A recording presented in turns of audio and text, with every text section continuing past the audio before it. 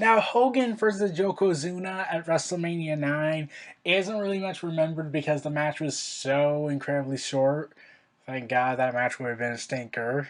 And it was already worse since Bret Hart was supposed to have his big moment at WrestleMania earlier, where he would from what I gathered, it was initially planned for Bret Hart to retain over Yokozuna. I think that was the plan, but then Hulk Hogan, with his ego, said, yeah, we're not doing that. Can I take the title from him? You see, well, let's do this. Yokozuna has Mr. Fuji. Mr. Fuji blinds Yokozuna. I mean, blinds Bret Hart, and then Yokozuna pins him, and then Hulk Hogan comes out to help Bret Hart and challenge Mr.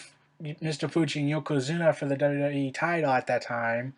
And the match lasted 26 seconds, where Mr. Fuji tried to do the same thing, but then it blinded Yokozuna inadvertently, and Hogan got the win.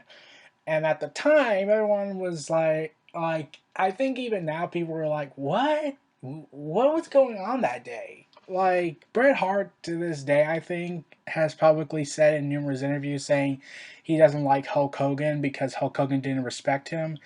And this match is not really famous. It's more like infamous because it was probably a sign that Hogan's ego was now starting to take over and how he was not doing business correctly.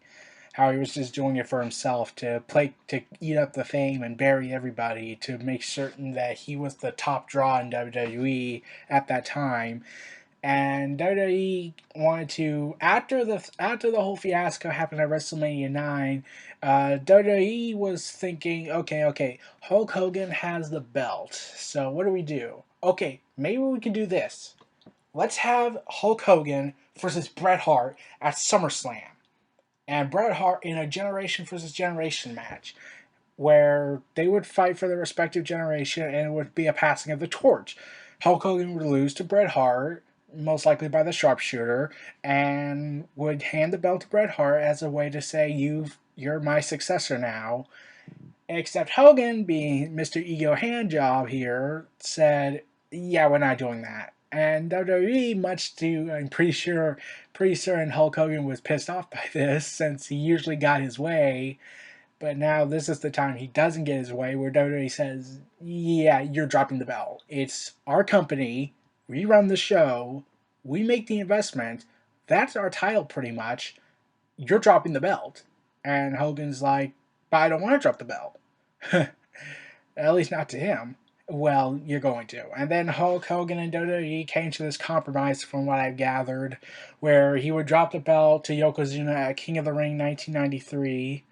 Um, and even then, the match wasn't really memorable, but what was more memorable about that match is the fact that Hogan was beaten through an excuse where a photographer planted at ringside among a legitimate Japanese wrestling press group shot a blast of fire into Hogan's face, which allowed Yokozuna to take Hogan out with a leg drop and reclaim the WWE Championship. And afterwards, Yokozuna proceeded to hit Hogan with the Banzai drop in the corner. Yeah, that pissed a lot of people off, I bet. I bet Hogan was a little bit pissed since his reign was cut short and he was originally supposed to have the belt by SummerSlam and drop it to Bret Hart. But at the end of the day, he was like, well, I'm out of here. I'm taking the money. I'm leaving. Because Hogan left the company to pursue other interests. Ultimately, he would join WCW later on for big money. He was possibly the second most paid wrestler behind Bill Goldberg, which I'm pretty sure pissed him off to no end in 1999, from what I gathered from the court documents that got leaked onto the internet.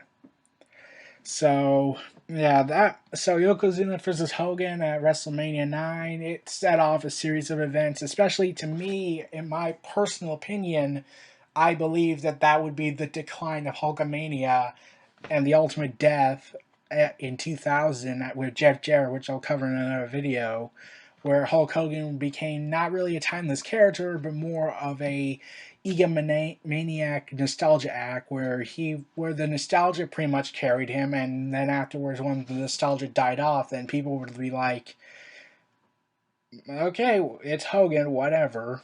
So those are my thoughts on Hulk Hogan versus Yokozuna at WrestleMania 9. This was Neo Reality Entertainment. Feel free to like, comment, subscribe, and donate. Stay tuned for more.